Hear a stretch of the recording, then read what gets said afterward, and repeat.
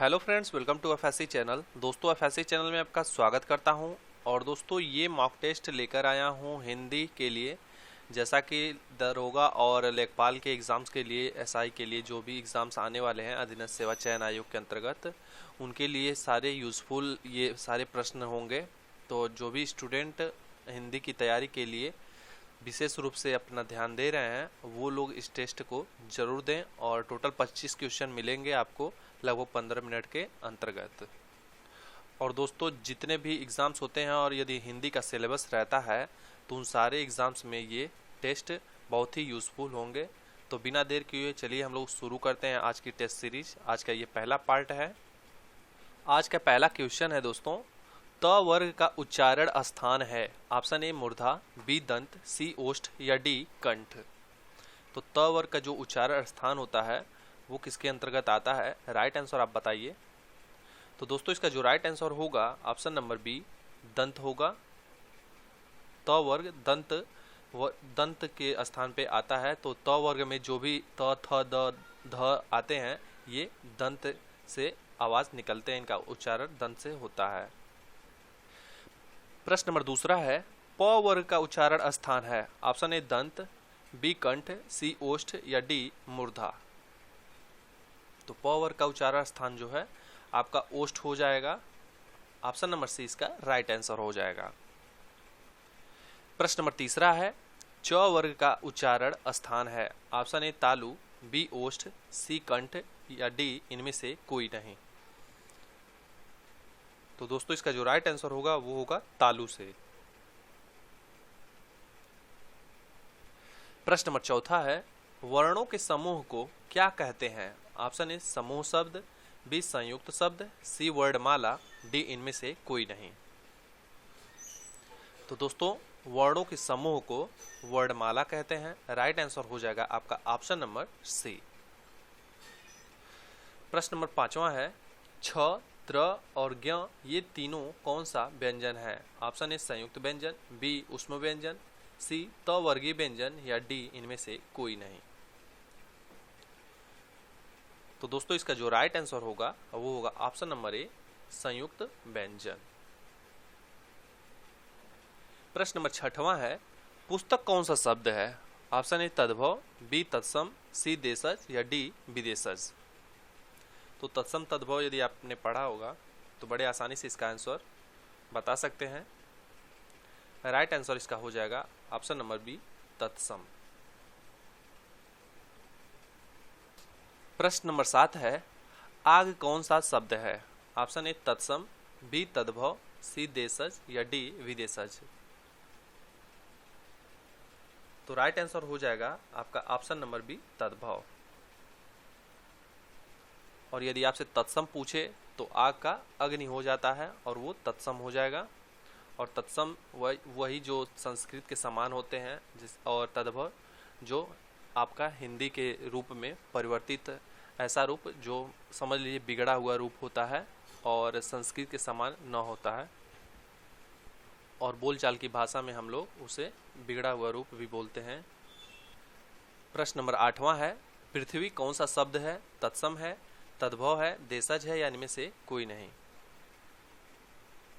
तो पृथ्वी जो है आपका ऑप्शन नंबर ए, तत्सम है।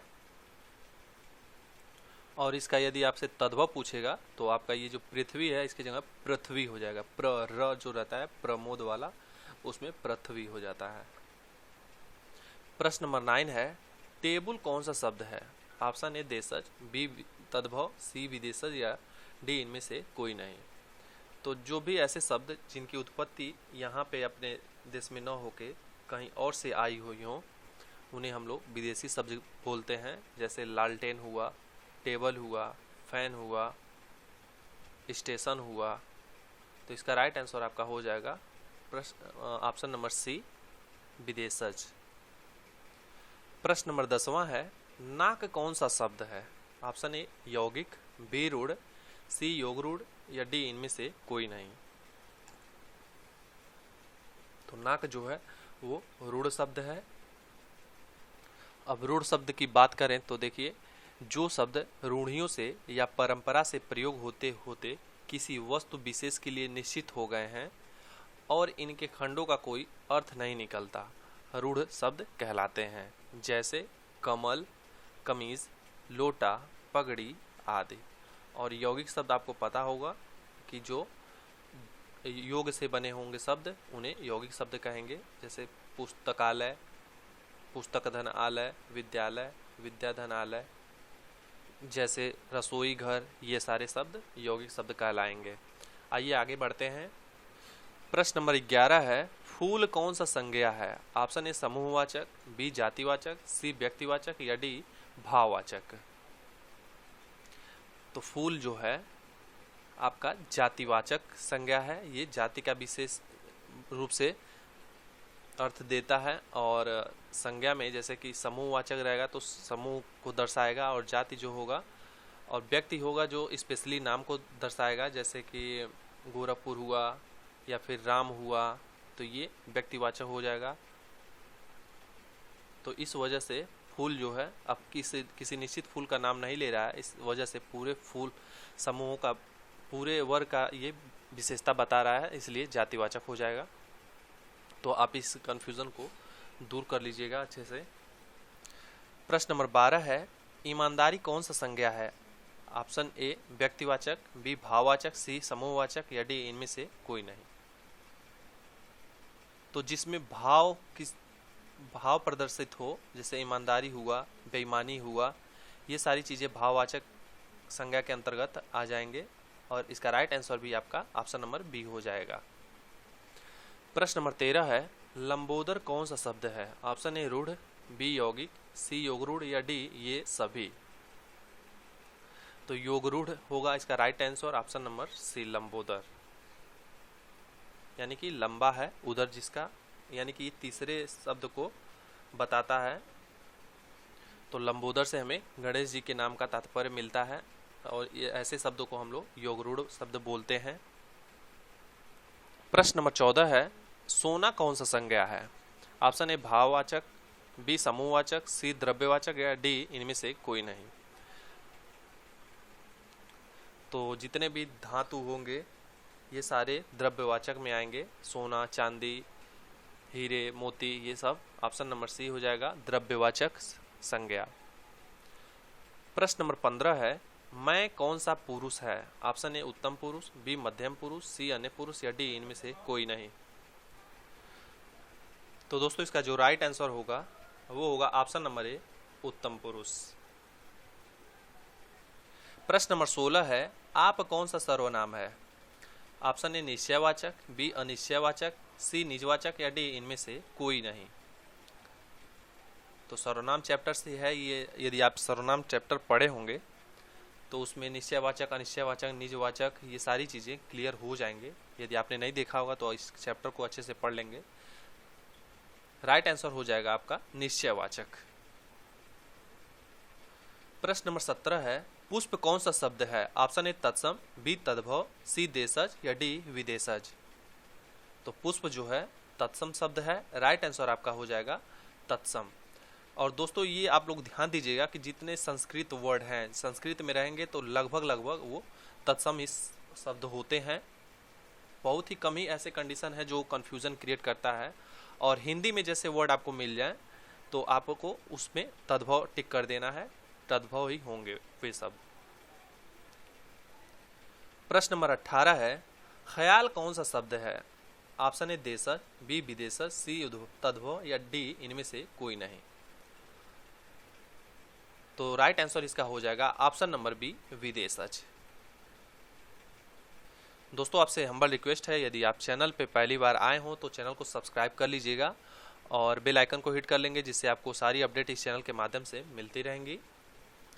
और ज़्यादा से ज़्यादा अपने फ्रेंड्स लोगों को शेयर कीजिए कि इसका तैयारी अच्छे से करें, इसका बेस्ट रिवीजन भी आपका हो जाएगा। इससे केवल 15 मिनट के अंदर ये वीडियो रहता है, और डेली आप यदि एक वीडियो भी देखेंगे तो बहुत सारे क्वेश्चंस आपको कंप्लीट करवा दिए जाएंगे। एक दिन में यदि 25 क्वेश्चन तैयार होता है तो आपको 30 दिन में भी सोच लीजिए कितना क्वेश्चन तैयार हो जाएगा। प्रश्न नंबर 19 है, तेंदुआ कौन सा शब्द है? ऑप्शन ए देशज, बी विदेशज, सी तत्सम या डी इनमें से कोई नहीं।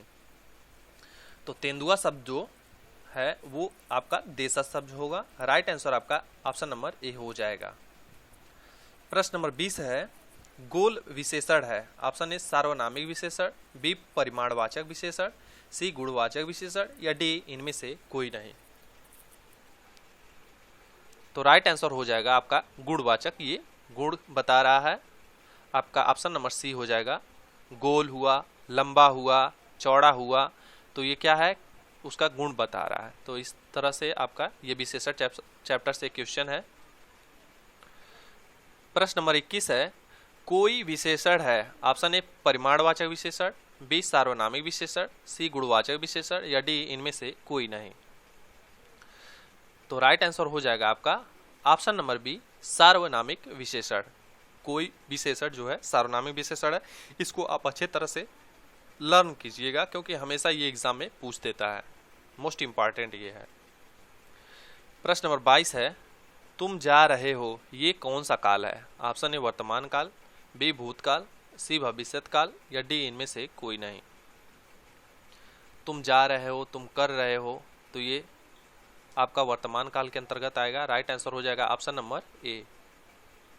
भूतकाल का रहता तो तुम जा रहे थे, तुम कर रहे थे, और भविष्य का रहता तो तुम करोगे या तुम करते रहोगे। इस तरह से आपका रहेगा क्वेश्चन जो भी पूछेगा।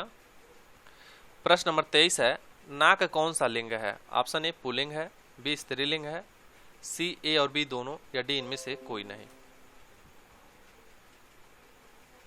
तो दोस्तों जब भी इस तरह के लिंग आपको पहचानना हो तो आप तो उसमें क्रिया शब्द से आप उसको पहचान सकते हैं। जैसे कि नाक टूट गई, आप कभी ये नहीं बोलते हैं नाक टूट गया, हमेशा बोलते हैं नाक टूट गई। तो इस तरह से स्त्रीलिंग शब्द हो गया। आपका राइट आंसर हो जाएगा ऑप्शन नंबर बी।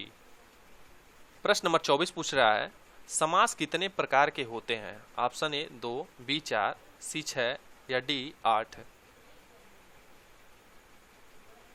तो राइट आंसर आपका हो जाएगा ऑप्शन नंबर सी 6। और कौन कौन से आप देख भी लीजिए, अव्ययी है, कर्मधारय है, द्विगु है, द्वंद्व है, तत्पुरुष है, बहुब्रीहि है। तो ये टोटल 6 हैं। क्वेश्चन नंबर 25 है, नवयुवक कौन सा समास है। ऑप्शन ए कर्मधारय, बी बहुब्रीहि, सी द्वंद्व, डी द्विगु। तो राइट आंसर आपका हो जाएगा कर्मधारय। कर्मधारय समास है नवयुवक। तो दोस्तों आज की वीडियो यहीं पे समाप्त होती है। और कैसा लगा टेस्ट आप अपना स्कोर जरूर बताइएगा कमेंट बॉक्स में, और चैनल को सब्सक्राइब कर लीजिएगा। तब तक के लिए धन्यवाद, टेक केयर, बाय बाय।